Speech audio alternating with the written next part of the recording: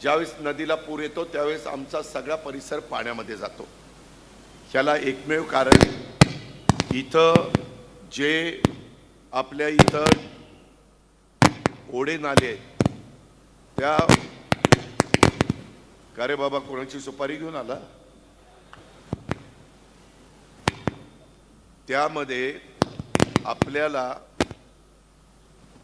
जे काही ओढे नाले आहेत हे निसर्गाने पृथ्वी तयार झाली त्यावेळेस केलेले आहेत आणि आता त्याच्यातून पाणी वाहत असताना बऱ्याचशा ठिकाणी ओढे नाले अडवलेले आहेत। त्याचा जबरदस्त फटका तिथल्या नागरिकांना बसतो। ब्लू लाईन रेड लाईन निघालेली आहे। आपल्या पलीकडच्या भागामध्ये रेड झोन आहे।